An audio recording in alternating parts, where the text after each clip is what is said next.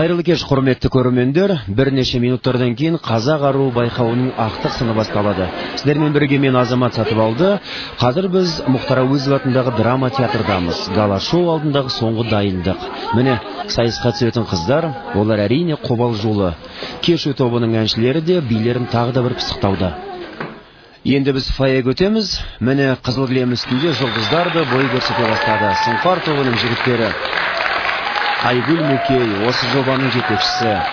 Үңкәр тобының қыздары Айгерім Қалаубаева мен Мозарттың әншісі Кенжебек Жанабілов. Жәмила Серкебаева.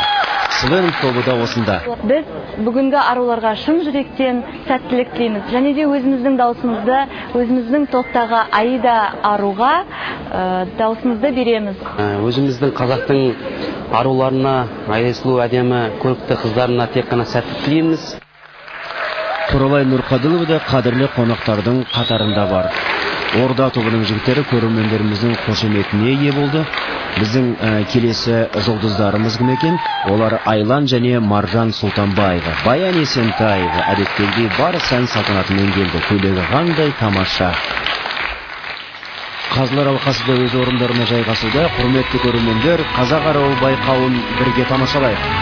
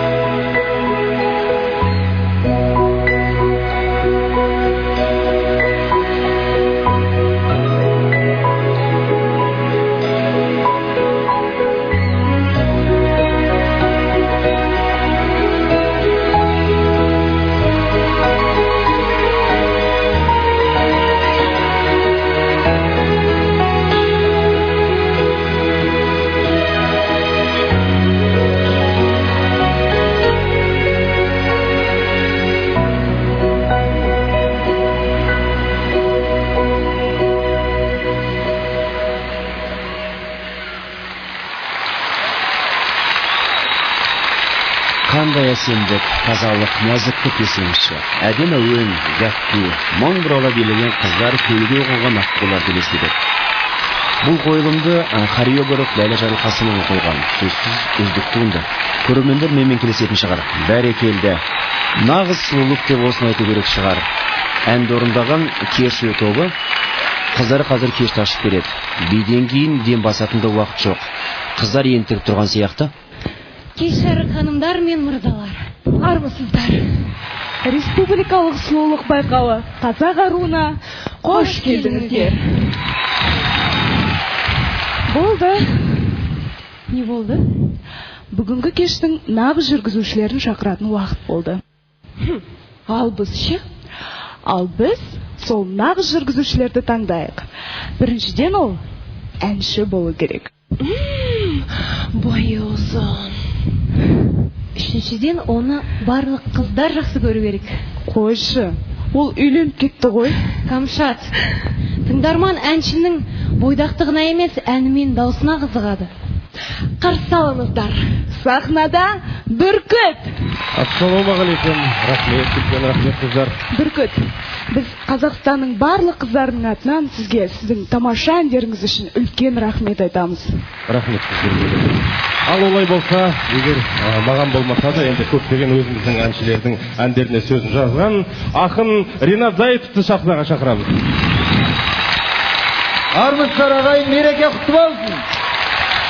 Ринат Зайытов келді. Анен мен 100 рет айттым ғой, Зайытов емес, Зайыт деп. Зайыт деген ол басқа адам. Қазақстанда бір-ақ Зайытов бар. Розовый Зайыт. Әнуар Нұрпейісов, қарсы алыңыздар. Ассалаумағалейкум, құрметті қауым. Наурыз мейрамы құтты болсын. Міне Зайытов келді. Базар жоқ. Жоқ, базар жоқ, мен емес. Қарсы алыңыздар, Тұрсынбек Қабатов. Кеш жарық, құрметті достар, кеш жарық, армысыздар. Қазақ аруы 2011 байқауының шымылдығын ашқан қазақтың ең сұлу, ең әдемі, ең көркем қыздарымыз ол әрине Кешью тобы. Қошеметтеріңіз. Қошеметтеріңіз. Рахмет сіздерге. Сонымен қазақ аруы байқауына қатысушыларды қарсы алыңыздар. Ақбота Серғазиева, Батыс Қазақстан облысы.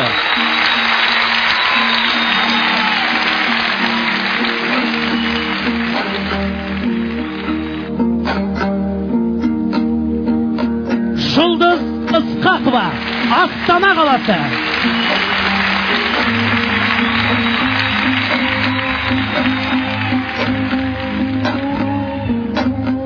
Ақтолқын Майшаева, Маңғыстау облысы.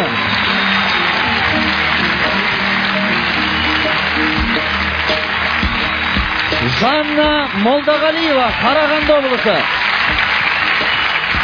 Арай Орақбаева, Шығыс Қазақстан облысы.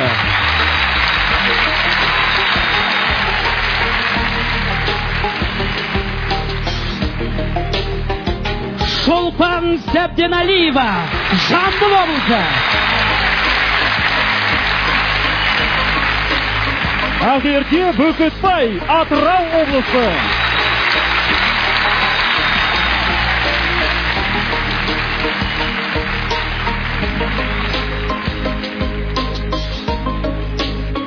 Әйгерім Қалмұратова, Қызылорда облысы.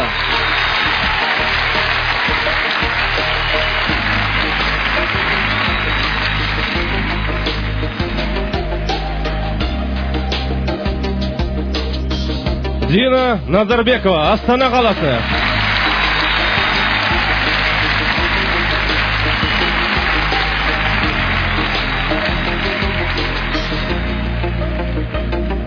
Аида Жантілеуова, Батыс Қазақстан облысы.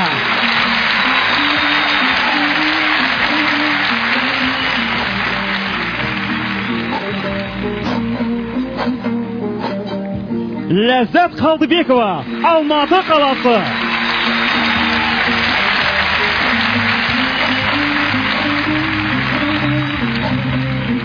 Айымнұр Есжанова, Ақтөбе облысы. Сіздердің қошеметтеріңіз.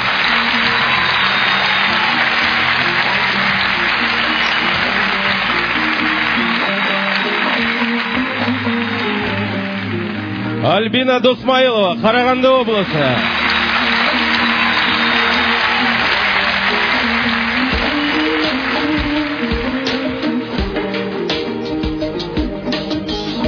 Әйгерім Сапарова, оңтүстік Қазақстан облысы.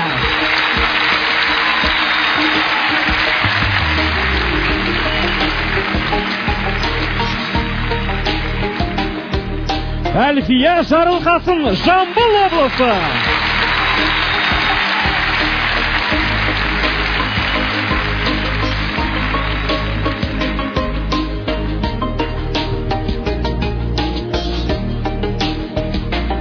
Әйгерім Құдабаева, оңтүстік Қазақстан облысы.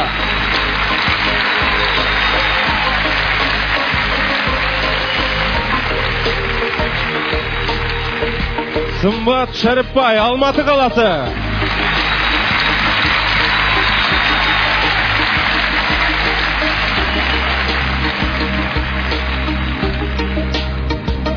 Салтанат Қайназарова, Шығыс Қазақстан облысы.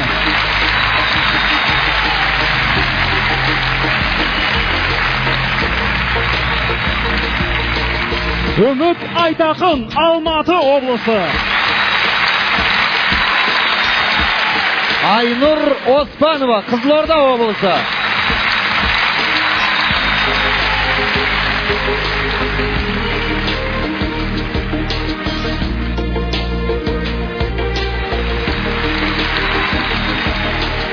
Бәрекелді барша аруларымызға қол соғып қошеметтеріңіз. Ал, кімге бас жүлдені береміз? Мен көріп тұрсыңдар ғой өзі, бәрі жерлестеріне қол соғады. Маған салсаңдар, Семейдің қызына бас жүлде берейік те, соны тарқай қосып жүрдін, Қой. Меніңше Сымбат алады бірінші орынды. Неге? Өйткені ол Алматының қызы. Жоқ, жігіттер, менің ойымша. Қыз жібектің отанынан, Ақжайықтың бойынан. Бірінші орынға лайықты менің жерлестерім Аида мен Ақбота деп ойлаймын. Жоқ, жігіттер, біз бұлай ортақ шешімге келе алмаймыз. Сондықтан да бұл шаруаны Қазылар алқасына тапсырайық. Олай болса таныс болыңыздар. Қазылар алқасының төрағасы, Мұхтар Әуезов атындағы Қазақ академиялық драма театрының директоры, Қазақстанның халық әртісі Есмұхан Обаев.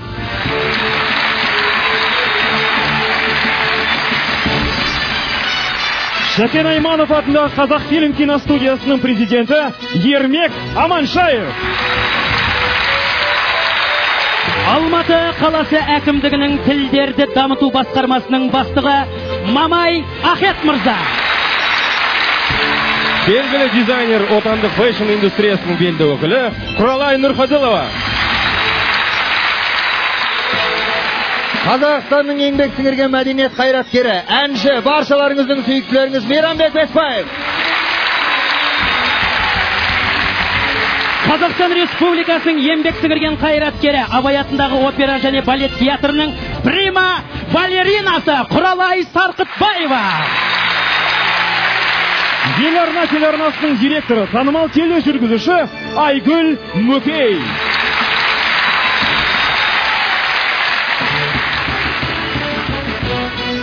Белгілі продюсер, Неке индустриясы орталығының жетекшісі Жан Мұханов, Қазылар алқасының мүшесі. Жігіттер, ренжімеңіздер, бар дауыспен айқайлап сұрайық, жерлесін таныстырайын деп жатыр. Продюсер, тележүргізуші, Қазақ аруы байқауының бас продюсері Баян Есентаева.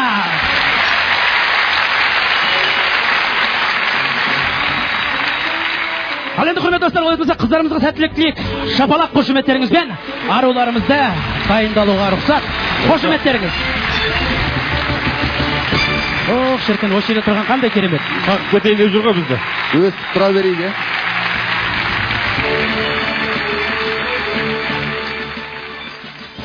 Ал қыздар дайындалып болғанша, сазды сәлемді арулардың арманы, танымал топ. Шапалақ қошеметтеріңізбен алдарыңызда Мұз Барт тобы. О қандай топ? Кім ол? Мұз Барт дегеніміз Беркут, Ануар, Ринат, Тұрсынбек. Мұз Барт тобы. Мұзарт естіп қой жүрмесін анда. Сахнада Мұзарт тобы. жүргізуші жігіттеріміздің барлығы сен түрмен атайын. Қазір Музарт тобының орындауында сенің көзің. Осы байқаудың тақырыбына сай әсем әуенді бірге тыңдайық. Сенің көзің көпсіздеген көңілтан жаралған, сонда жатыр менде жүрген орындалмас бар арман. Сенің жүзің көктегеннен жерде гүлден нәр алған, шашың сенің жан баспаған жапандағы қар орман. Сенің жүзің көктегеннен жерде гүлден нәр алған, шашың сенің жан баспаған жапандағы қар орман.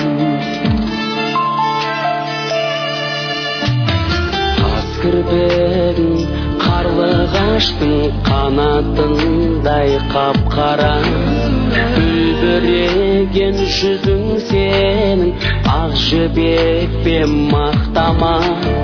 Әсем басың әп-әдемі, мүсінің шаққана, сүйедейін еріндерің қызарып тұр шоқтана. Әсем басың әп-әдемі, мүсіні шаққана, сүйедейін еріндерің қызарып тұр шоқтана.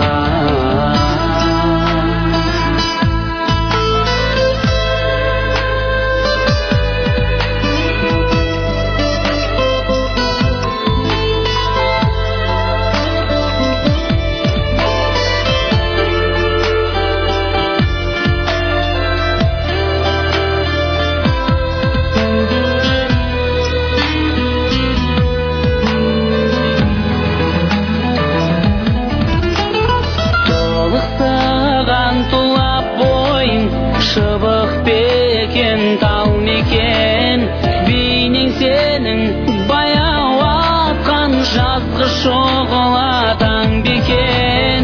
Күлкің сенің шашылған нұр, сөзің кәусар бал мекен. Бұл ғаламда сенен асқан сірә біреу бар мекен. Күлкің сенің шашылған нұр,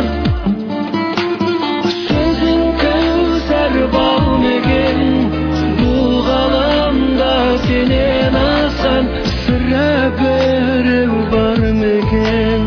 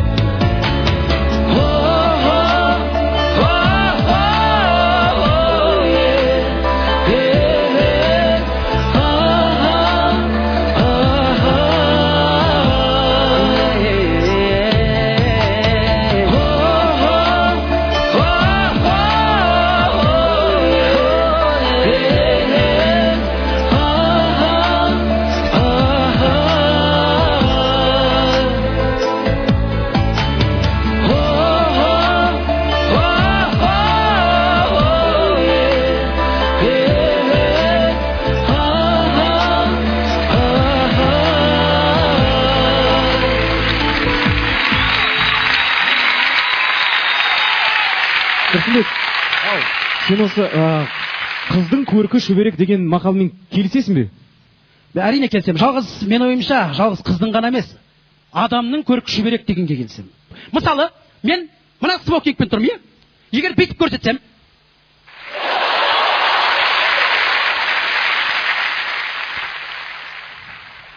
смокинг көрінбейді. Смокинг ол кімнің дизайны көрінбейді. Ал егер мен былай шықсам,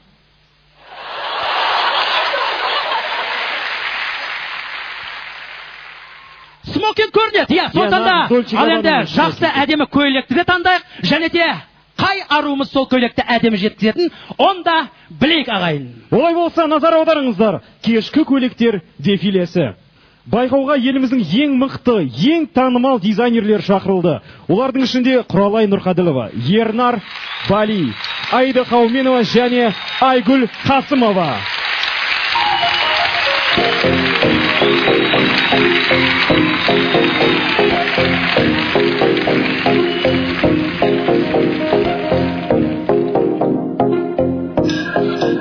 Жаңа жүргізушілер бұл байқауға еліміздің үздік дизайнерлері шақырылғанын айтып өтті.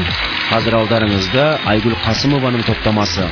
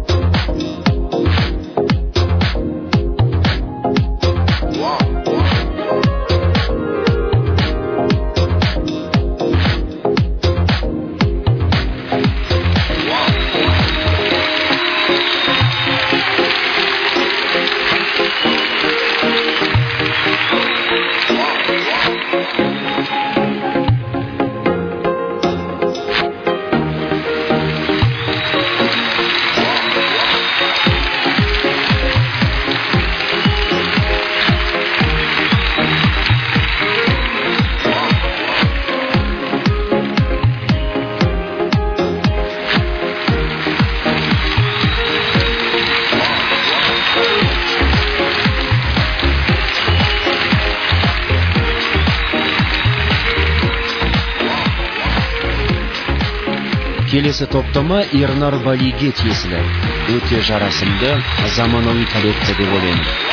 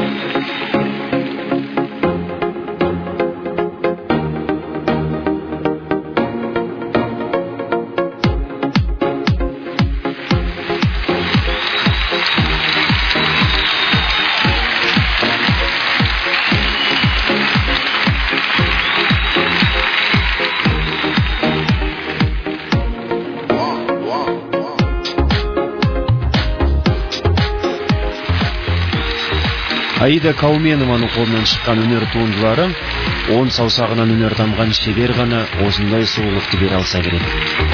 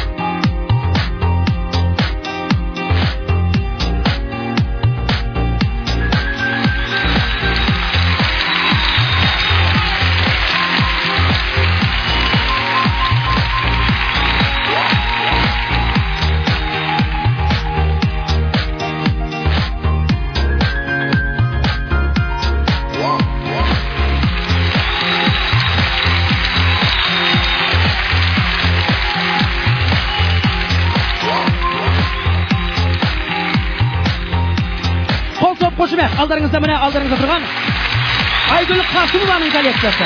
Шапалақ қошеметтеріңіз. Міне Ернар Балидің коллекциясы.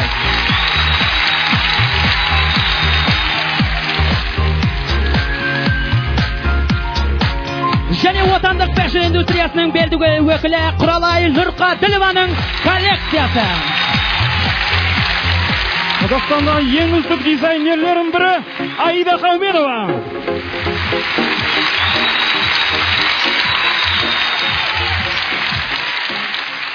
Ринат, мен кей кезде өзім осы түсінбейтін бар ғой, неге біздің осы қазақтың әдемі қыздарын көрсек, қазақтың аруларын көрсек, басқа ұлтқа теңейміз? Осы мен де басқа ұлтқа теңейміз. Мысалы бір әдемі қыз көрсек, қарашы мына қыз индиянка секілді дейміз бір.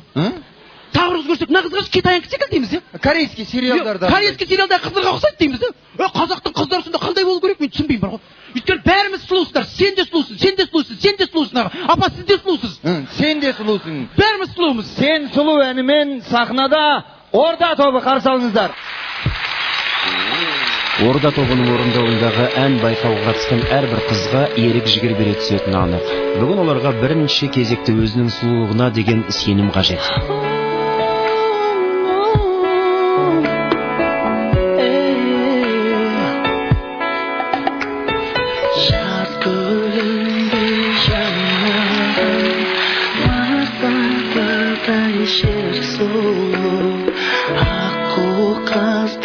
Тойлаған айдың шалқар көл сұлу, өзгеден де ең сұлу, өмірлік дос ең сұлу, өзім сүйіп ұнатқан, бәрінен де сен сұлу, сен сұлу.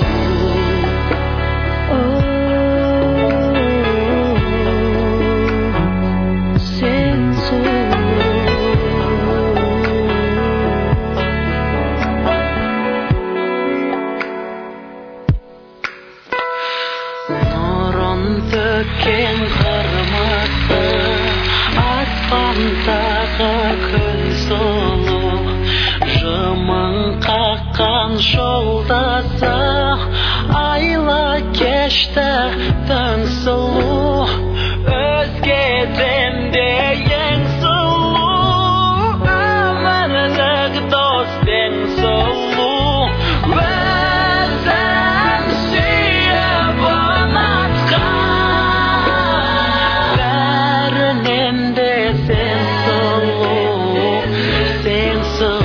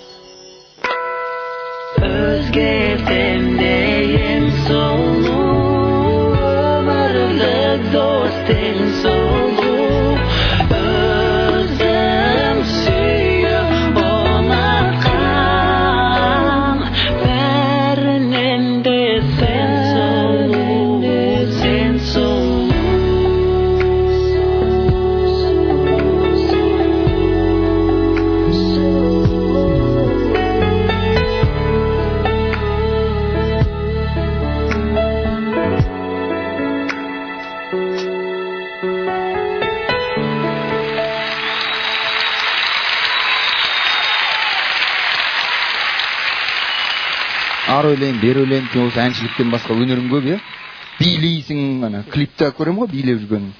Бишісің, клипті де өзің түсіресің, жаңағы спортпен де бұлай шұғылданасың, Айша сияқты әдемі қызға да үйленіп аласың. Өнер көп, сенде. Енді жігіт деген 8 қырлы, бір сырлы болу керек қой. Жоқ, жігіт 8 қырлы болады ғой, қыздар қандай болады? Енді қыздарға да, оларға да бірнеше өнерді қатар алып жүру артық етпейді деп ойлаймын енді. Олай болса, біздің сайысымыздың келесі, белесі, өнер сайысы. Қол соғып қошемет көрсетіңіздер. Бүгінгі аруларымыздың өнерін тамашалайық. Алғашқы болып сахнаға атыраулық ару Ақерке шығады.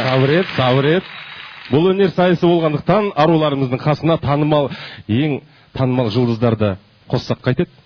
Олай да болады. Онда былай болсын. Қазақтың қасиетті қара қобызы мен сыр шертетін ақеркеге белгілі скрипкашы, Қазақстанның еңбек сіңірген мәдениет қайраткері Жамиля Серкебаева мен дауылпазшы Гагаш қолдау көрсетеді. Сарыарқа, қарсы алыңыздар.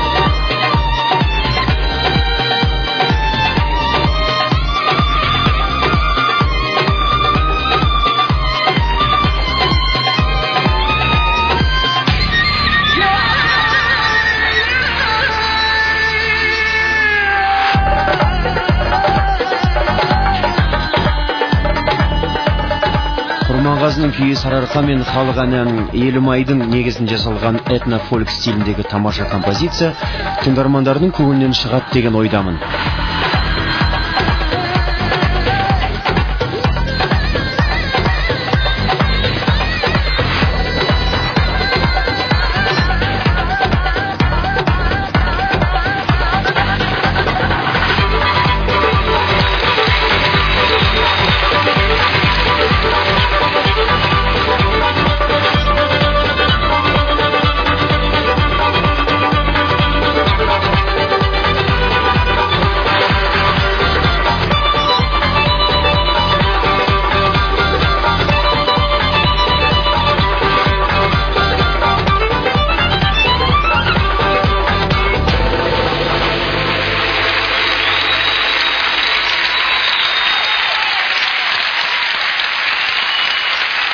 Мен қазір кетіп барадым.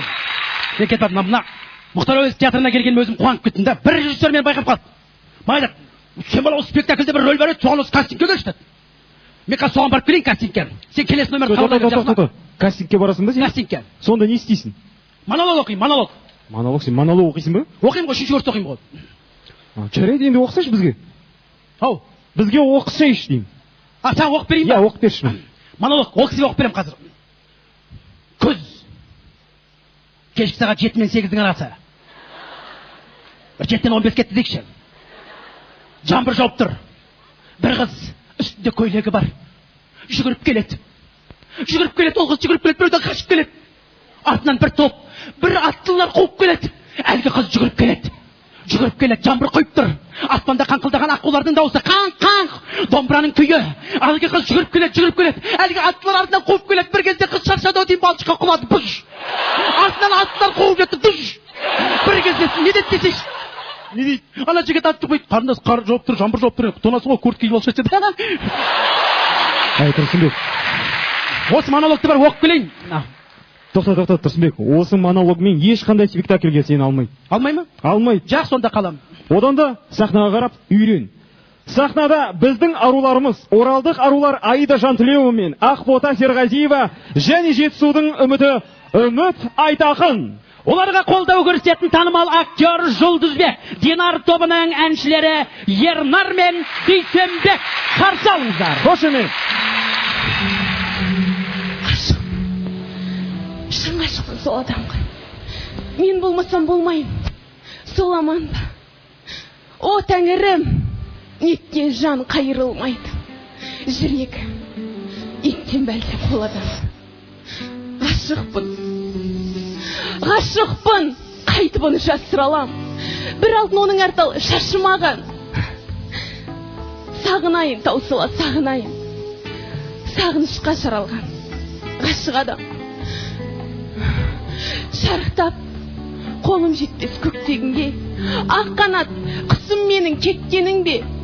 Шарқ ұрып, бар ғаламды шыр айналып, мәңгілік сені сүймен өткенің бе?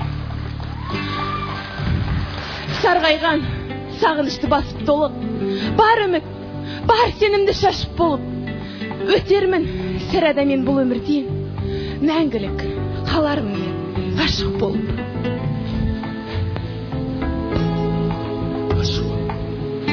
Шын ғашықпын.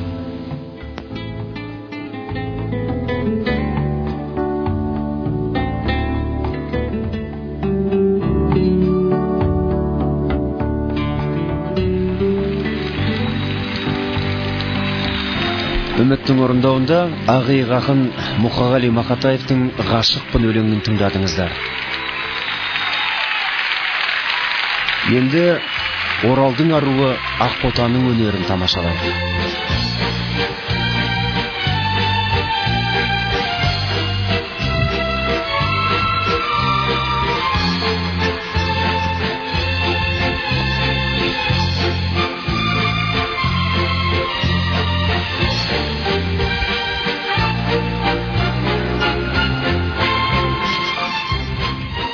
Амал жоқ, қайттым білдірмей. Япырау қайтып айтам, қоймады дертім күйдірмей. Не салсаң да тартамын. Шыныңды айт, кімсің тербеткен? Ембісің сақтаушы, әлде азғырып әуреткен жаумысың теуіп таптаушы? Шеш көңілімнің жұмбағын, әлде бәрі алданыс, жас жүрек жайып саусағын талпынғаны шығар айғалыс. Сен жаралы жолбарысың, мен киіктің лағым, тірі қалдым өлмей әрең, қатты батты тырнақ. Бұл күнә емес, әншейін наз, сағынамын, айтамын, досың ақпын тағдыр араз, толғанамын, қайтемін, жар табылмас, сен секілді. Мен де сендей сорлы зар, қол аяғым берік бекілді, енді ненің орны бар. Татьянаның Евгения Онегинге жазған хаты кезінде Абай атамызды толғандырса, бір ғасырдан кейін де ол тыңдаған жанды бейжай қалдырмайды. Ғашықпын, еш күмәнсіз, бақыт емес, сор үшін, көрісуге шыдамаспыз. Айырылалық сол үшін.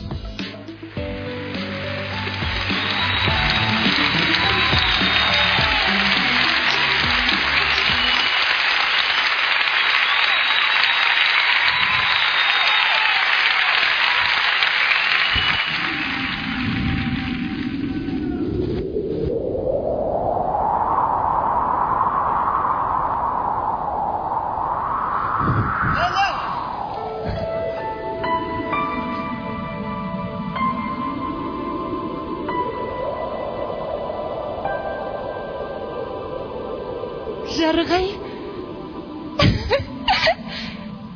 Мүсірге емес. Біз қыз боламын. Сезімі бүтін. Ақылым дұрыс. Бірақ мынау тіршілік дүниесінен безінген жұдырықтай жүрегім кекпен қасіретке толы. Мен өзіме адам сияқтымын. Ал басқаларға адам емес. Адаммен ғой. Адам пейін тәубаға түсіретін мүгедекпін.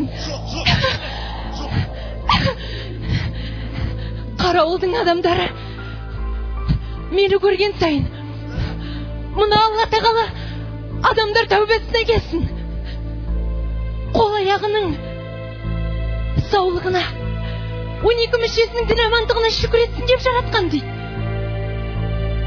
Солай ма? Солай ма? Солай ма жарығай? Мен саған ғана, сенің өзіңе ғана сенемін жарығай. Тым болмағанда үмітімді сен ақтарсың. Сонда бұл жұрт нені айтады? Шынымен ақ па? Мәңгілік шынымен өспей қалған бала кейіп пе? Жоқ. Менің де әп-әдемі нәп-нәзік қыз болғым келеді жарығай. Түсінемісің? Менің де әп-әдемі нәп-нәзік қыз болғым келеді жарығай. Ей жарығай, ей қашпа менен, қашпа жарығай. Сен де менен қорқамысың? Сен де менен жеркенемісің жарығай? Жарығай, ертеңде Терексайда қайта кездесейікші жарығай. Ертеңде қайта оралшы. Мен сені сонда күтемін жарығай. Ертеңде тағы да кездесейікші жарығай. Сөз жоқ, әсерлі дүние, өзекті тақырып, керемет актерлік шеберлік. Жарайсың, Аида.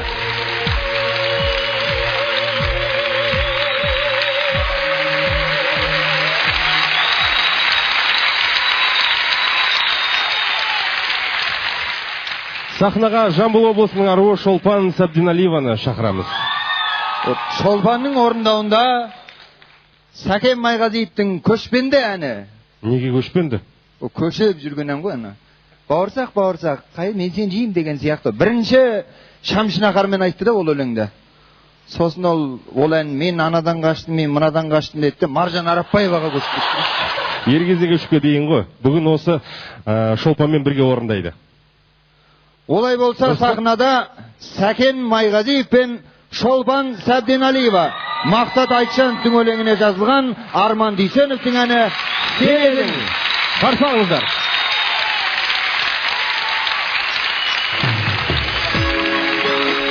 Сәкен сияқты шебер орындаушымен ән айтудың өзі үлкен сын. Ендеше төрешілер Шолпанның өнерін ғана емес, оның ерлігін де бағалайды деген сенімдеміз.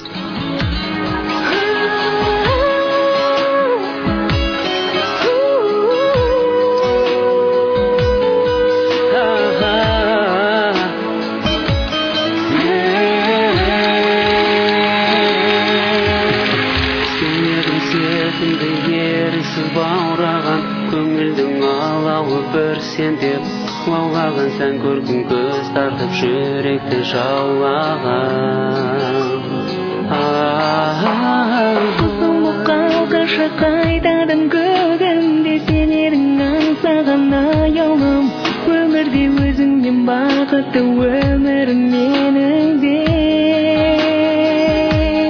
Саған іңкәр көңілімді көркем саздауенің сырыменен шертем жаным сен едің аңсаған арманым шуақты арайлы таңдарым өзіңе от сәнімді арнадым жаным махаббаттың асып өткенін сырымды ұғыншы тек менің сен едің сағындырған көктемім сағынып күттірген арайлы ақ таңда өзіңмен бірге өткен жұлдызды сәт қандай сол сәттен жүрегім қуаныш тапқандай жүректі жылытар ай жүзді нұрлың қылығы жарасқан сәулемен біргерім жадымда жан қалар мәңгілік шөрмедің сағыныңдар көңілімді көркем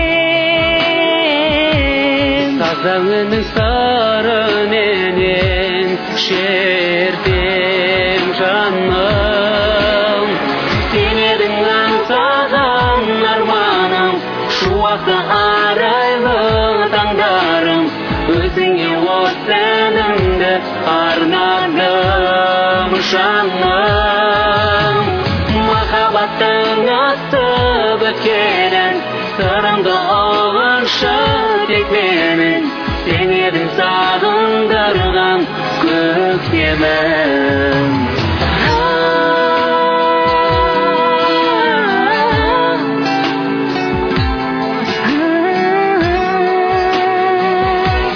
сағыныңдар көңілімді көркем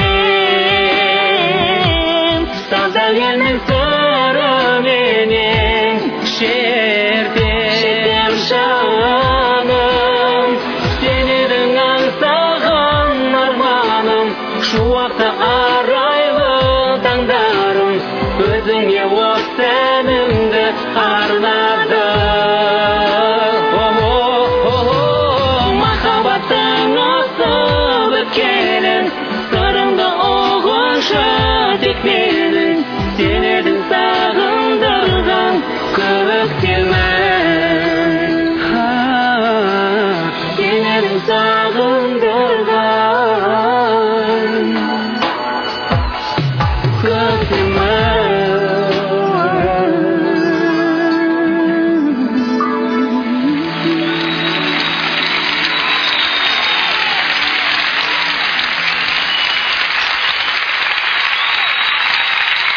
шіркін мен сәкен болсам ғой бүгін міне аруларымыз қандай тамаша әртүрлі өнерлерін көрсетіп жатыр. Бірі ән салып жатса, бірі қобызын ойнап жатса, бірі әрине билеп жатса, бірі монолог оқып жатса, жарғай деп қыздарымыз шапалақ қошемет көрсетіп қояйық. Құрметті достар, осындай нағыз қазақтың аруына осындай тамаша жан жақты көрсетіп жатқан қыздарымыз аруларымызға жарайсың.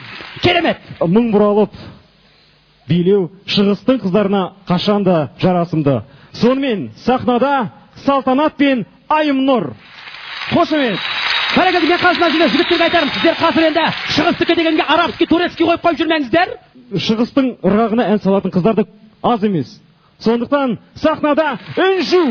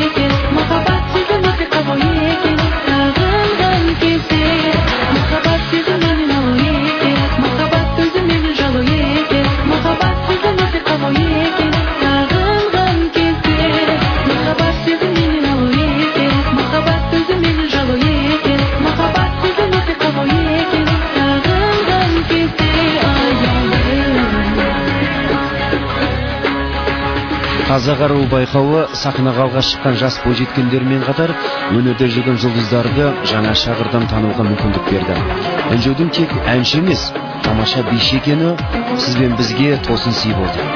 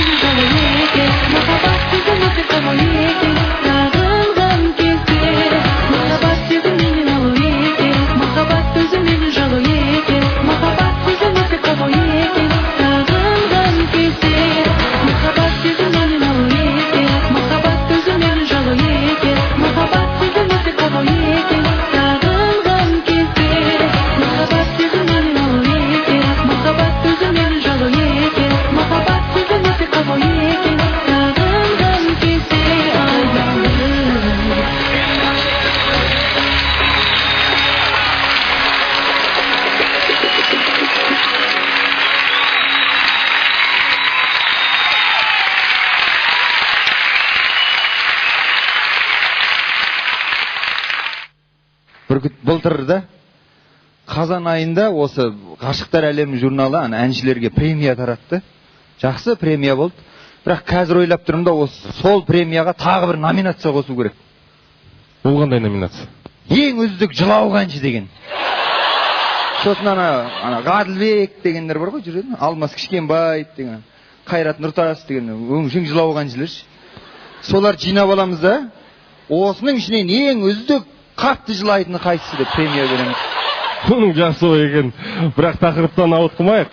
Сахнада оппа!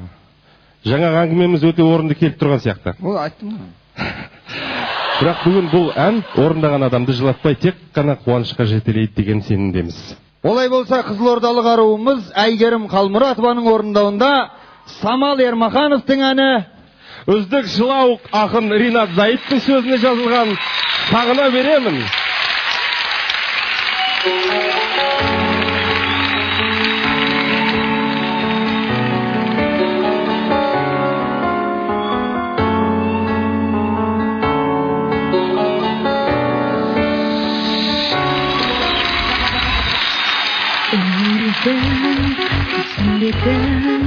Айтшы маған сен шыныңды, қалай ғана түсінбедің саған айтқан сырымды.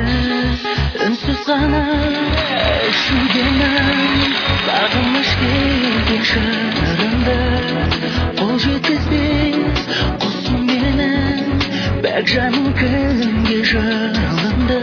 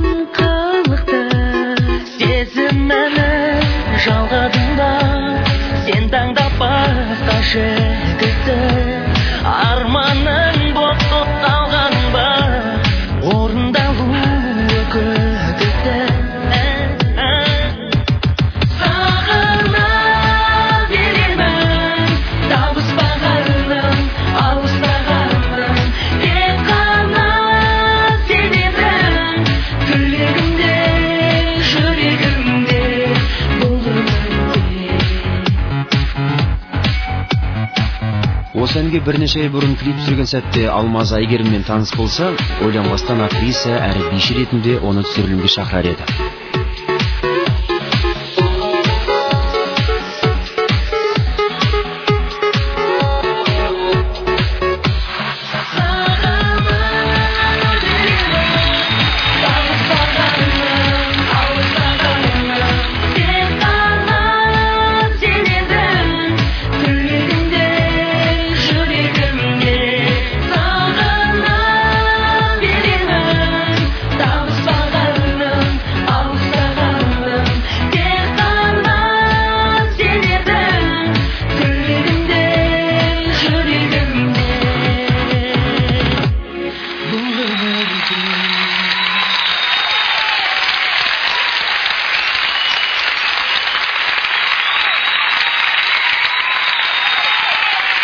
бар, шынымды айтсам бір көңіл күйің біртүрлі болып тұр ма, бірден жетіспей тұрған секілді ма, бірден Тұрсын сен қызық екенсің.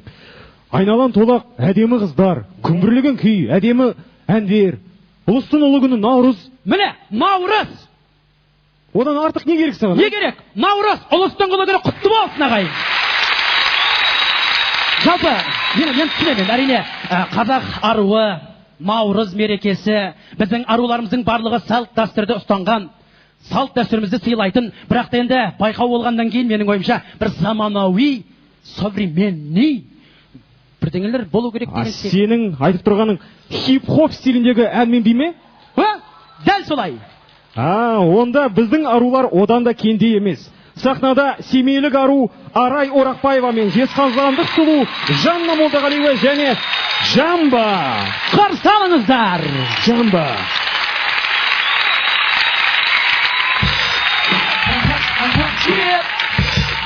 Jamba, good girls come back.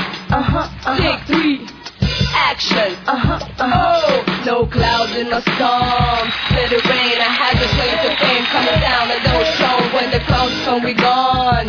We're Rockefellers, we fly higher than weather, and she flies is better. You know me, in anticipation for precipitation, stay cheap for the rainy day.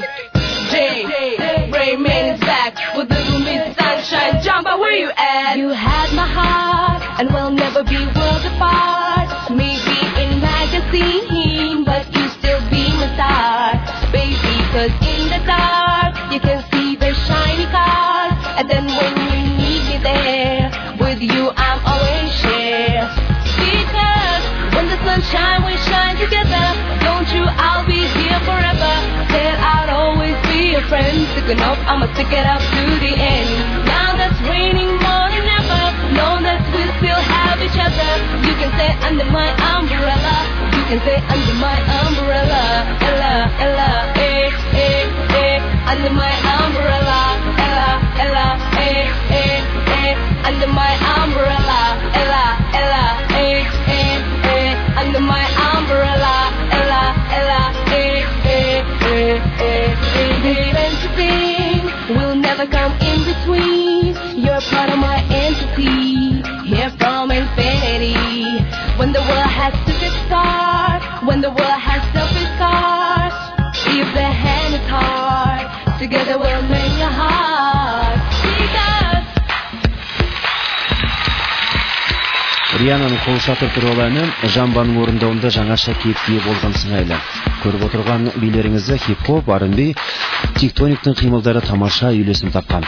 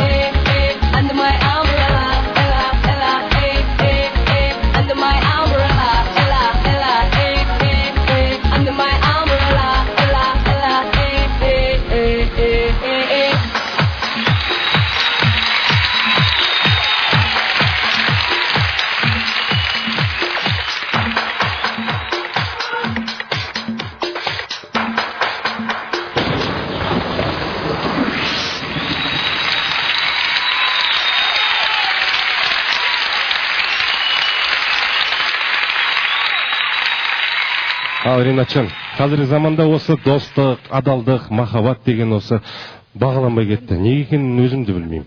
Мен білем оны, неге ол достық, махаббаттың бәрін жоғалып кеткен. Айтшы оны неге білетін болсаң. Біз индийский кино көрмей кеттік қой қазір. Ойбай, индийский киноның қазаққа қатысы бар. Қазақта мақал бар, телевизордан не көрсең, көшеде соны істейсің деген. Бұрын индийский кинода рахат еді.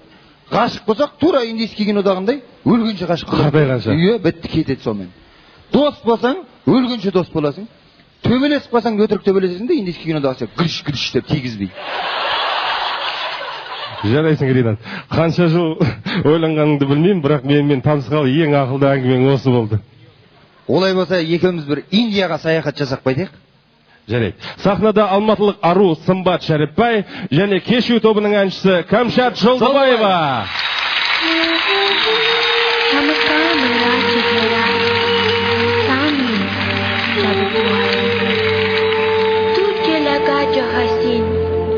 वो है तेरा ही साया तेरी इसी अदा ने आशिके मुझे बनाया तेरे ही बातों से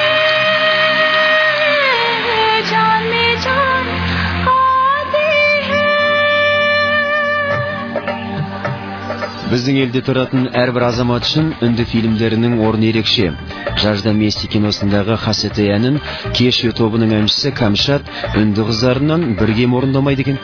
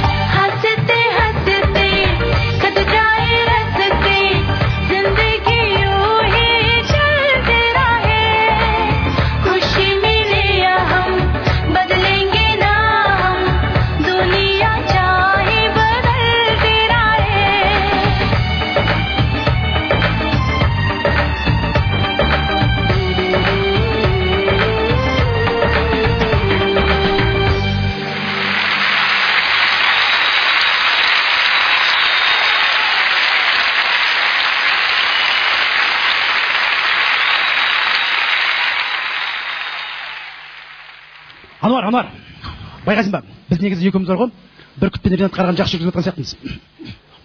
Мүмкін. Мен өзім де біліп отырмын, көрерменнің бар ғой негізі. Бізге қатты шапшап отырған сияқты анарға қарағанда. Солай ма? Иә. Сондықтан да екеуміз достан тоқтамауымыз керек. Екеуміз мына тұрсақ, сол екеуі сияқты болып қаламыз. Сондықтан аздап қозғалайық.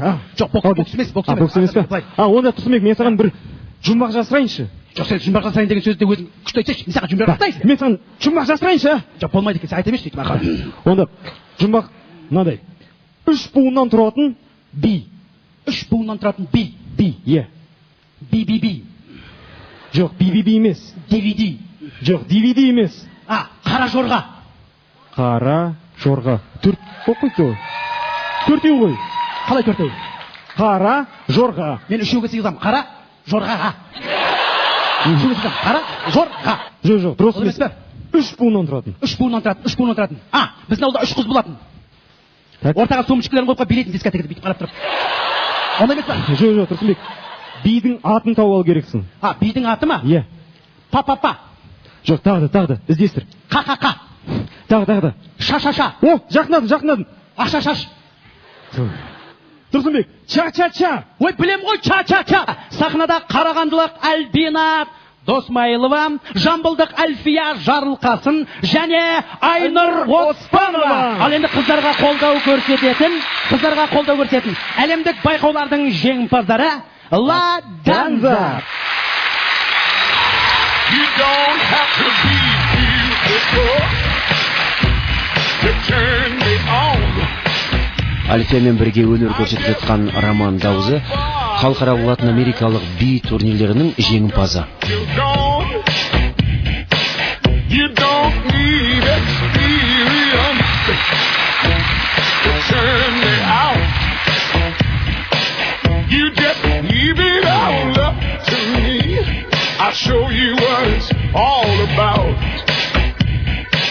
You don't have to be rich to be my girl. You don't have to be good to rule my world. Ain't no particular sign I'm more compatible with. I just want your extra time and your kiss.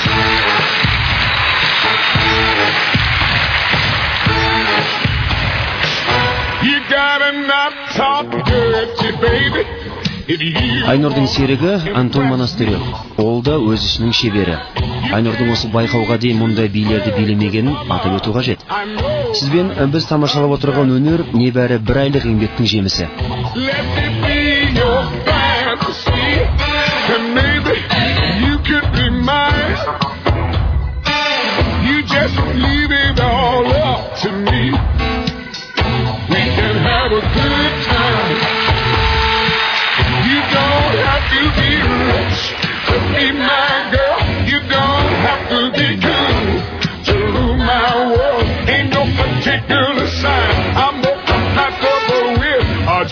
Won't show extra time and your kiss. You don't have to be beautiful to turn me on. Альбинамен билеп жатқан Дмитрий Фименко. Ол Канадада өткен Латын Америкалық би турнирінің жеңімпазы. Бір айта кететіні биші жігіттердің бәрі Ла Данза би студиясының өкілдері. You don't need experience to turn me out. You just leave it all up to me. I'll show you what it's all about. You don't have to be rich to be my girl. You don't have to be good to rule my world. Ain't no particular sign I'm more compatible with. I just want your extra time and your women and girls rule my world. I say they rule my world. At your age, mama, not your shoe size, maybe we could do the twirl. You don't have to watch Dynasty to have an attitude. You gotta leave it all up to me. My love will be your food. You don't have to be rich to be my girl. You don't have to be good to rule my world. Ain't no particular sign I'm more compatible with. I just want your extra time and your kiss.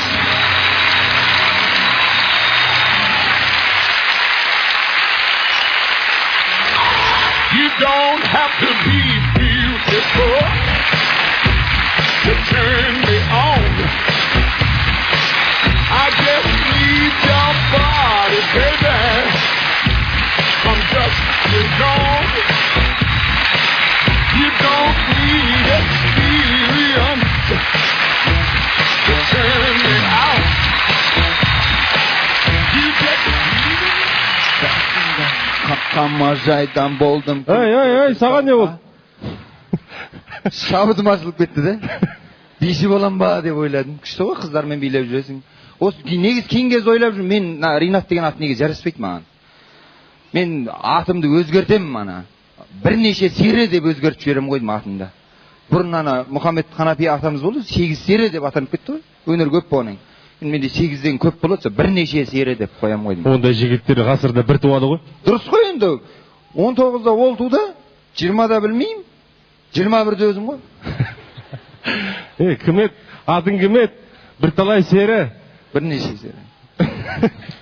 Сені қайдам? Өзім әйтеуір 8 серінің әні Гауһар Тасты тыңдағым кеп тұр. Астаналық Дина Назарбекова және қазақ эстрадасының жұлдызы Ақбота Керімбекова. Қарсы алыңыздар.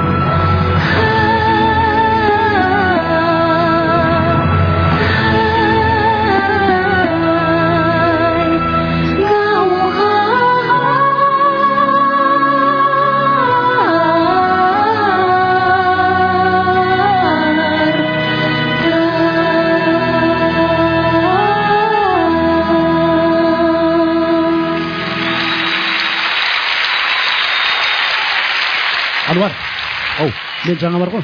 Қазақ аруы 2011-дің бірінші орын, екінші орын, үшінші орынға не береді біліп алдым ғой. Біліп алдым. Жаңа барында айтып жатыр екен, құлағымды тыңдап тұрғам. Бірінші орын, екінші орын, үшінші орынға не береді біліп алдым. Сонымен не береді екен? Бірінші орынға Бүркітті береді екен. Бүркіт па? Екінші орынға Ринат, үшінші орынға сен береді. Ал сен ше? Мен бас жүлде дейді.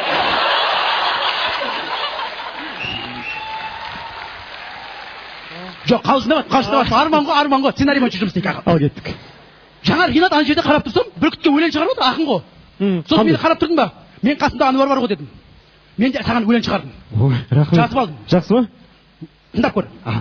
Ақ көйлек, қара смокинг, әдемі жігіт. Сен туралы айтып жатырмын. Сахнада жүргізуші болып жүріп, қазақтың Ануардай жігітіне қарайды барлық қыздар күліп. Өзім шығардым. Осы жаңа шығардым. Шынымен өзің ба? Иә, сиясы кетпеген печатпен бастым үшем. Мынау әдемі қыздың сөзіне тым ұқсап кетті. Солай ма? Е. Ондай өлең бар ма еді? Бар. Бәсе мен де бір жерден естіген секілдім. Баяғыда шыққан еліміздің ең сүйікті әндердің біріне айналған. Солай ма? Е. Ал енді қазір осы сахнада Кеш тобы мен Ләззат Қалтыбекова әдемі қыз әнін орындайды. Қазақтың қызы,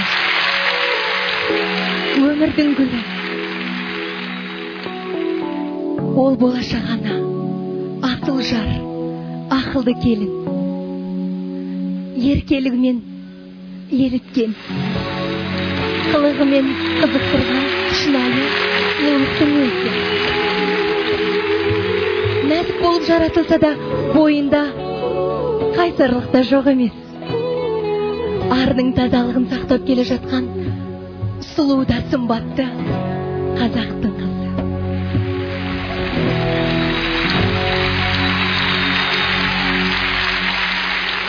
Ақ көйлек қызыл бешпет-ау, әдемі қыз-ау, деген жоқ әлі ешкімге әдемі-ау әлігіңіз-ау.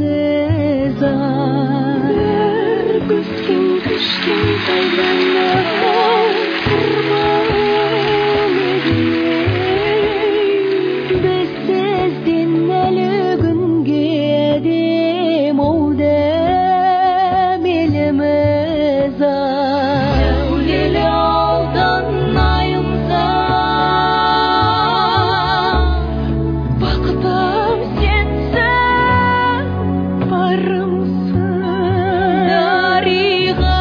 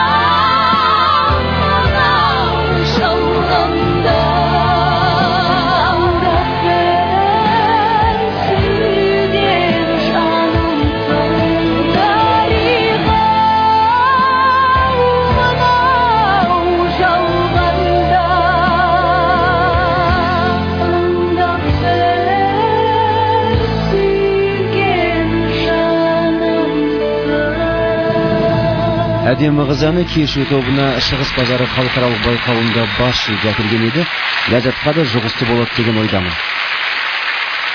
Жалпы әлемде қанша ұлт, қанша мемлекет болса да, соның ішіндегі өнері де, әні де, биі де ешбір ұлтқа, ешбір елге ұқсамайтын дара осы біздің қазақтың өнері ғой шіркін. Әрине келісем, тіпті қаншама жыл өзге елде жүріп, өзіміздің ағайындарымызбен қайта оралған Қара Жорға биінің өзі де тұнып тұрған қазақтың тарихы ғой. Аруларын түсірмеген күймеден батырлары дұшпандарын илеген, қыран құстай жайып тастап қанатын біздің қазақ Қара Жорға билеген. Қара Жорға биін оңтүстік Қазақстан облысының арулары Әйгерім Сапарова, Әйгерім Құдабаева, астаналық Жұлдыз Ысқақова, маңғыстаулық Ақтолқын Майшаева билейді. Оларға демеу көрсететін Айгүл Иманбаева. Қарсы алыңыздар.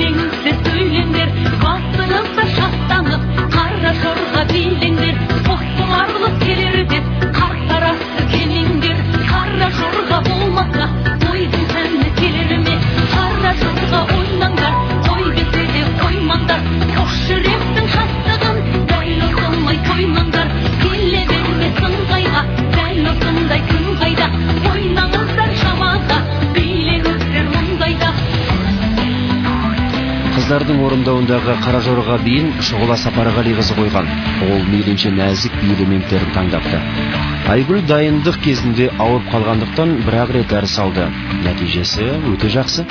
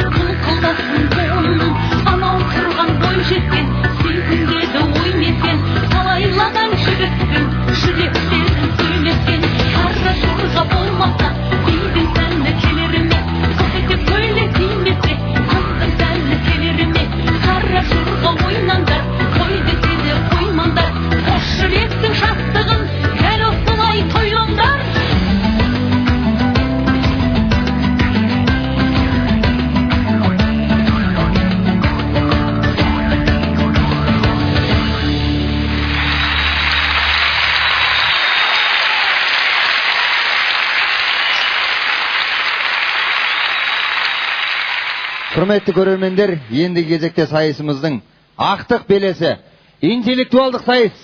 Сахнаға алғашқы бестігімізді шақырамыз. Ақбота Серғазиева, Жұлдыз Ысқақова, Ақтолқын Майшаева, Жанна Молдағалиева және Арай Орақбаева. Сүйінші деген не? Бірінші сұрақ. жақсы хабарды жеткізген адамға сүйінші беруге асығу керек. Сүйінші сұраған адамға атаған немесе кәдесін берген, сүйіншінің бала туғанда, сәби туғанда ұлды болдым, қызды болдым, немесе жеңіске жеткенде кез келген жақсы қуанышқа сүйінші сұраған халық. Ерулік дегеніміз не? Ерулік дегеніміз, мысалы, ауыл десек болады, ауылға бір басқа ауылдан жаңағы көшіп келген кісілер, ол кісілерді жаңағы көрші адамдар ерулік етіп, сол кісілерге ас дайындайды. Ұрмалы саз аспаптарын білесің бе? Әрине, дауылпаз, даңғара. Бәрекелді. Ұлттық тағамдарды білесіз бе? Ұлттық тағамдарды әрине білемін. Қателеспесем, ұлттық тағамдар жоқ. Сіз қателесесіз сонда. 4-ке бөлінеді. Нан тағамдары, ет тағамдары, ақ тағамдары және де дәнді дақыл тағамдары дейді. Енді кезек арай сөзіңізде киіз үй жиһаздарын ата дейді. Қазақ халқымыздың киіз үйінің жиһаздары сандықтан басталады ғой, өзі төрде тұрған. Сандық, жәшік, сырмақ, алаша, көрпе, құрақ көрпе, сонымен қатар сырмақ, қобдиша.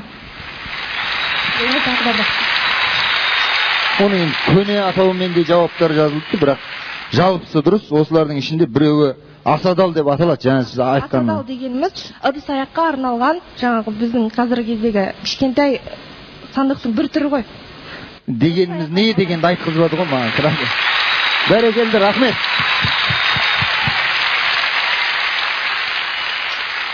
Бәрекелді, Ринат Бүркіт, әрине сіздердің енді бесті қыздарыңыздың өнерлерін тамашаладық. Енді біздің қыздарға кезек берейік. Залды босатыңыздар. Сонымен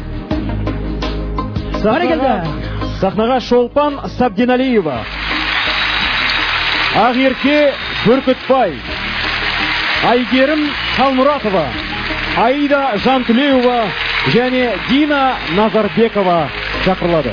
Қазақ халқының ұлттық ыдыс-аяқ түрлері. Қазақ халқының ұлттық ыдыс-аяқтары өте көп. Саба, сонымен қатар сандық, сонымен қатар мынау қасықтар, пиалалар, барлығы ұлттық ыдыс-аяқтар болып табылады. Бәрекелді. Дұрыс. Ол бірінші сұрақ. Екінші сұрақ. Сырылған, шытынаған ыдыстан неге тамақ ішпейді? Сырылған, шытынаған. Сырылған, жалпы айтады ғой, кез келген нәрсе сырылып кетсе, яғни бұлда да біз қазақ ырымшыл халықпыз ғой жалпы. Бір нәрсе сынып кетсе, немесе бұзылып кетсе, жалпы бұл бір жақсылықтың нышаны емес деп. Сондықтан жалпы шытынап кеткен ыдыстан тамақ ас татуға болмайды. Яғни сенің болашақ немесе келешек өміріңде солай абайсызда шытынап немесе сынып кетуі мүмкін деген ырыммен. Қандай білімпаздық? Сізге мынандай сұрақ. Наурызды неге жыл басы деп есептейміз? Түсінікті ғой?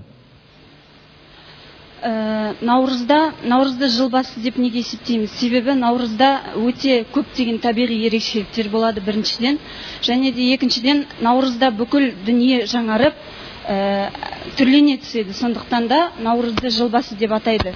Наурызда болатын табиғи ерекшеліктер бұлар жуанның жіңішкеріп, жіңішкенің үзілетін кезі, Самарқанның қара тасының жібейтін кезі деп белгіленген. Сондықтан да наурыз жыл басы болып есептеледі. Бәрекелді. Жаңа түскен келіннің негізгі міндеттері қандай болған? Таңертең ерте тұрып, ата-енесіне сәлем беріп, дәрет алатын суын дайындау. Екіншісі бұл осы қайнағасына, қайнінісіне, қайнсіңлісіне ат тергеу. Үйге келген қонақтарды қапақ жұтпай, кең дастарханын жайып, өзінің қонақ жайлылығын білдіреді. Түндік ашар деген қандай салт? Ол қай кезде орындалады? Келіннің бетін ашар. Ау? Келіннің бетін ашар, е? Келіннің бетін. Кім біледі, бәлкім бұл бір жақтарда түндікті ашып қалғанда келін бет тұратын шығар.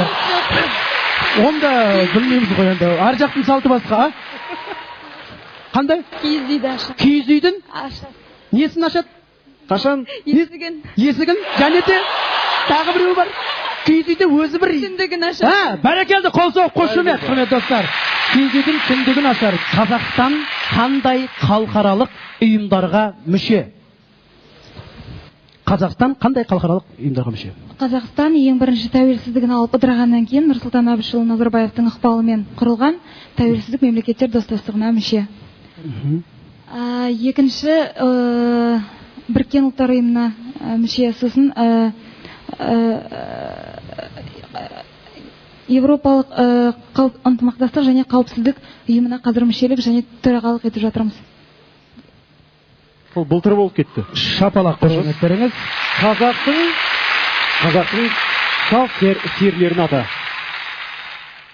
Қазақтың сал сиырлері, олар әрине бәрімізге белгілі. Ахан сиыры, Біржан сал, Балуан шолақ. Өздері ән шығарып, өздері жырлап жүретін, әдемі де бір сөзбен айтқанда жігіттің сұлтаны сал сиырлер. Дұрыс. Қошеметтеріңіз біздің тамаша бестікке. Жігіттерге кездеп береміз. Қашыңдар. Біздің қыздар дайын болған шығар? Дайын шығар енді, Ортада Ләззат Қалдыбекова, Айымнұр Ещанова, Альбина Досмаилова, Айгерім Сапарова, Альфия Жарылқасын. Қыздар, келіңіздер. Жақында отыр, Кімде осындай жүргізіп жатқан жоқ? 20 ғасырдың басындағы ақын жазушыларды ата. 20 ғасырдың басында қазақ әдебиетінде алтын дәуірі болды. Сол дәуірдегі ғұлама жазушыларды атап өтетін болсақ, Мұхтар Әуезов, Мағжан Жұмабаев, Ілияс Жансүгіров, Бейімбет Майлин, Жүсіпбек Аймауытов, Бейімбет Майлин және де тағы басқа да. Ақбілек романының авторы.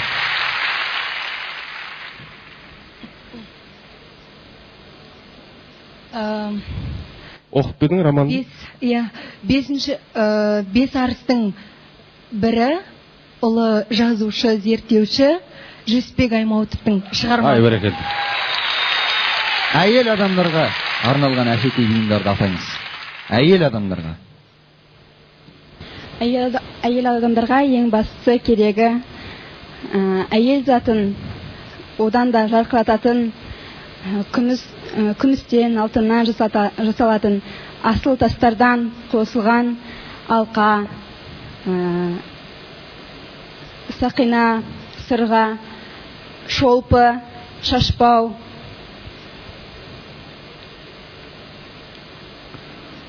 Тағы да басқа. Ұлттық ойындарды білесің бе? Қазақтың ұлттық ойындарына алтыбақан, қыз қуыл, теңге алу, көкпар, бәйге, тағы да басқа жатыр.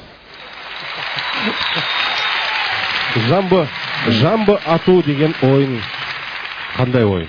Әнші жамбы болды ғой, сонымен шатыстырып, соны ату керек деп ойлап қойыңыздар. Жамбы ату деген.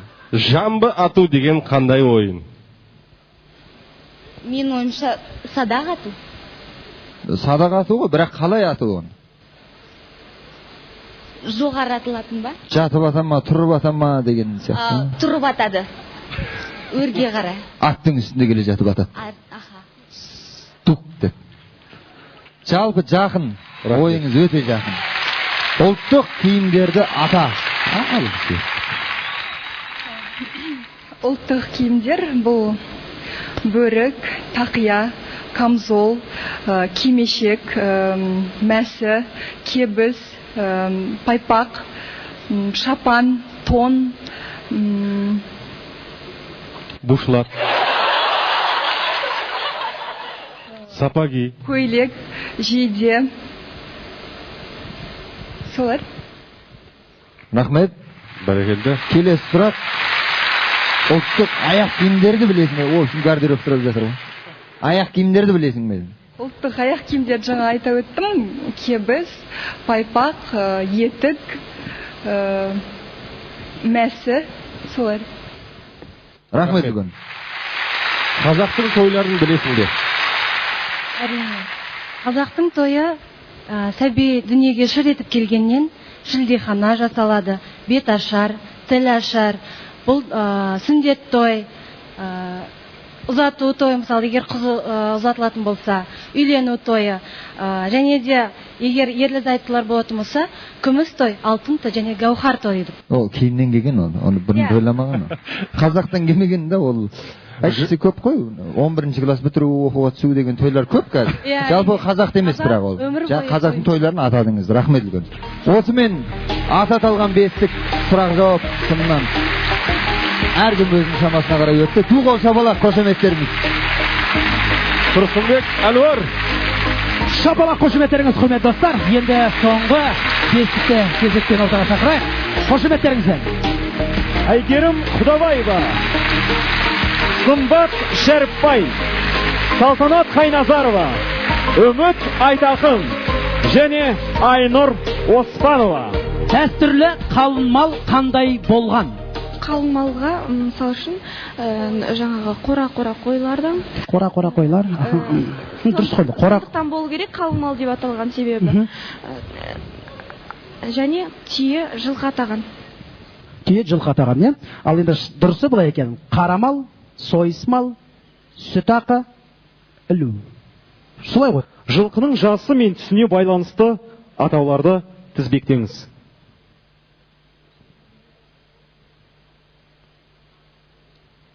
Жылқы. Жылқы. Түсімен жасына байланысты. Құнан, дөнен. Жылқы жеті қазынаға кіреді. Алыстан бар жатсыз ғой. Негізде мен сұрақты біліп тұрмын да, бірақ айтқым келмей тұр. Құпия ғой. Жылқы ise обыйысына кіреді. Құпия ретінде қалдырсам қалай қарайсыздар? Құпия ретінде қалдырсам. Ол енді ондай да құпия болады екен аға. Наурызда орындалатын салт дәстүрлер. Міне.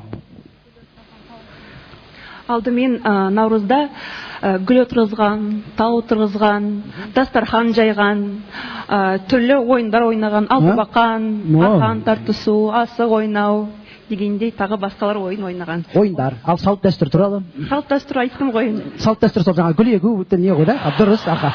Ол біздің кітабымыздан келтірген салт дәстүр. Дастархан жаю. Аға, сіз қай жердіксіз? Шығыс Қазақстан. Шығыс Қазақстан. Бәлкім Шығыс Қазақстанда гүл өспейді, бәлкім салт дәстүр шығар ол аға. Алматы жақта, Шымкент жақта енді гүл өседі, өзіне өз шығады. Ол жақта бәлкім аға кім білет, көктем шықса гүл егетін шығар. Бәрекелді, қол соғып қошеметтеріңіз. Келесі. Ақтабан шұбырынды Алакөл сұлама деген атау нендей тарихи оқиғаға байланысты шықты? 1723 жылы болған бейғам жатқан қазақ даласына тұтқиылдан жоңғарлар шапқылап келген. Сол кезде қазақ даласына, қазақ халқына өте қиын қыстау заман болған. Ұлы жүз бен орта жүздің қазақтары оңтүстікке, яғни оңтүстікке қарай ығысқан болса, кіші жүздіңкілер батысқа қарай ығысқан болатын. Ол өте бір қиын қыстау заманның көрінісі болып табылады. Ұлттық ою өрнектерді ата. Аттары болғанда олар өзі бөлімдерге бөлінеді, яғни ол жануарлар, жануарлардың денесіне, бітіміне, оның мүйізіне, ізіне байланысты, және де екінші ол өсімдіктер, үшінші ол құмырсқа, жәндіктер, төртінші ол аспан денелері, яғни жұлдыз, күн, ай, бесінші қару-жарақ, қару-жарақтарға байланысты, және тағы да басқалар. Бәрекелді. Қол соғып қошемет, құрметті достар. Ал енді көпшіліктің күткен сәті, енді қазылар алқасының шешім қабылдайтын кезі келді. Сахнада төртеуміз қалған қыздар екен. Қыздар жоқ. Бәлкім қыздар шақырамыз? Қыздар шақырайық онда. Сіздердің қошеметтеріңізбен ортаға тұңғыш қазақтың қазақ аруы байқауының қатысушылары қол соғып қошеметтеп аруларымызды ортаға шақырайық. Ақбота Серғазиева, Батыс Қазақстан облысы. Жұлдыз Ысқақова, Астана қаласы. Ақтолқын Майшаева, Маңғыстау облысы. Жанна Молдағалиева, Қарағанды облысы. Арай Орақбаева, Шығыс Қазақстан облысы. Шолпан Сәбденәлиева, Жамбыл облысы. Ақерке Бүркітбай, Атырау облысы. Айгерім Қалмұратова, Қызылорда облысы. Дина Назарбекова, Астана қаласы. Аида Жантілеуова, Батыс Қазақстан облысы. Ләззат Қалдыбекова, Алматы қаласы. Айымнұр Ешанова, Ақтөбе облысы. Альбина Досмайылова, Қарағанды облысы. Айгерім Сапарова, Оңтүстік Қазақстан облысы. Әлфия Жарылғасын, Жамбыл облысы. Әйгерім Құдабаева, Оңтүстік Қазақстан облысы. Сымбат Шәріпбай, Алматы қаласы. Салтанат Қайназарова, Шығыс Қазақстан облысы. Үміт Айтақын, Алматы облысы. Айнұр Оспанова, Қызылорда облысы. Ұйымдастырушылардың атынан дипломдар мен гүл шоқтары бар екен, солар табыс етейік.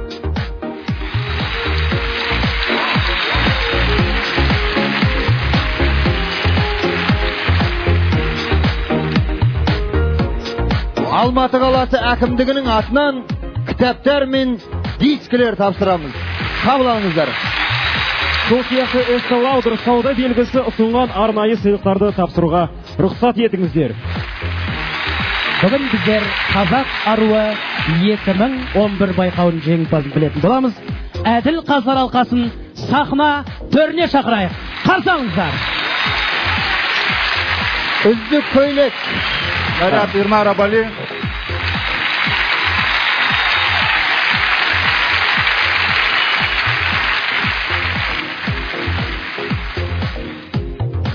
Пользуясь случаем, поздравляю вас с этой наградой.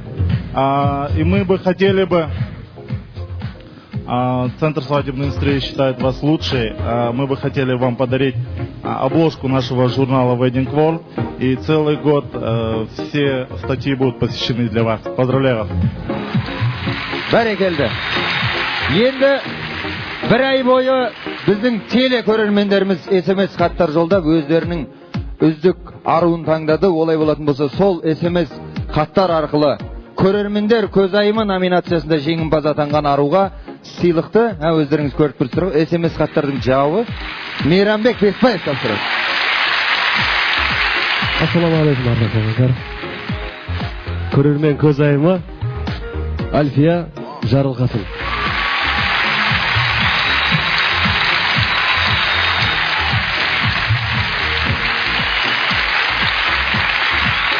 Көрермендер көзайымы номинациясында жеңімпаз атанған аруымызға Estee Lauder атынан косметика жиынтығы. Қазақ аруы 2011 байқауының 3-ші орын иегерін анықтайтын сәт келді. Жеңімпаздың есімін жариялайтын Құралай Садықбаева, шапалақ қошеметтеріңіз, құрметті достар. 3-ші орын кім екенін қазір білетін боламыз. 3-ші орын Арай Орақбаева. Арай Орақбаева, қошеметтеріңіз. Арай Орақбаева, Шығыс Қазақстан облысы. 2-ші орын иегерін Алматы қаласы әкімдігінің тілдерді дамыту басқармасының бастығы Мамай Ахет жариялайды. Шолпан Сәбденалиева. Шолпан Сәбденалиева, 2-ші орын. Жүректері дүрсілдеп тұр енді қыздардың. Шолпан Сәбденалиева, Жамбыл облысы. Қазақ аруы 2011 байқауының жүлделі 2-ші орнына ие болды. Қошеметтеріңіз. Сонымен қатар әрбір жеңімпаз аруға Procter & Gamble компаниясының атынан косметикалық жиынтық. Сұлулық байқауының 1-ші орын жүлдегерін Ермек Аманшаев мырза мен Құралай Нұрқадилова анықтайтын болады. Сонымен 1-ші орын. 1-ші орын Айгерім Сапарова. Айгерім Сапарова, Оңтүстік Қазақстан облысы. 1-ші орын. Бүгіннен бастап аруымыздың аққу мойнынан Грациелла салоны ұсынған Гаухар алқа әсемдеп тұратын болады. Бәрекелді. Қошеметтеріңіз, құрметті достар. Сағатсыздана күткен мезет Қазақ аруы 2011 байқауының Гран при иегерін жариялау үшін қазылар алқасының төрағасы Есмұхан Обаев әрине, және байқауды ұйымдастырушылар Баян Есентаева мен Айгүл Мүкей алдарыңызда. Ол қыздың атын атамас бұрын осындай ару жарысын ұйымдастырған, республикада бәленбай ай жұмыс істеген, осындағы күллі баян бастаған табыскер адамдарға, шабыскер адамдарға үлкен рахмет айтамыз. Ойлайым, бүгінгі жасалған дүние қазақ қызының нәзіктігін, сұлулығын, биязлығын, білімдігін, көркін, келбетін танытты деп ойлаймын. Міне осы қыздардың ішінен Гран-при деген номинацияны менің қолыма берді, қазір айтамын. Қыздар айтадар жағын. Қалдыбекова Ләззат. Ләззат Қалдыбекова, осындай бүгінгі Алматы қаласы. Күміспен апталып, алтынмен қапталған тәжбен судай жаңа автокөлік иегері және бір жыл бойы ел арнасында қазақ ару бағдарламасын жүргізетін ару Ләззат Қалдыбекова, құтты болсын. Сонымен және осы бас жүлде иегерінің автокөлігін құрметті достар, қазір табыс етеміз. Міне алтын тәжісі және автокөліктің кілті.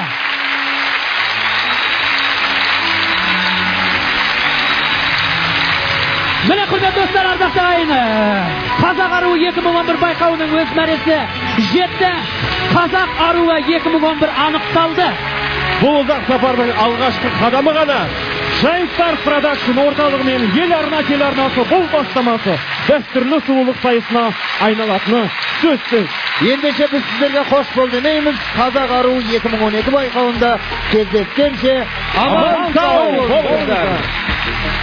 Құрметті көрермендер, ұлыстың ұлы күні біз ең әдемі қазақ қызын анықтадық. Жеңімпазға кигізілген тәждің авторы Қазақстан Суретшілер одағының мүшесі Сейтмақан Оразалиев. Жеңіс құтты болсын, наурыз құтты болсын ағайын. Сіздермен болған мен Азамат Сатыбалды, сау саламат болыңыздар.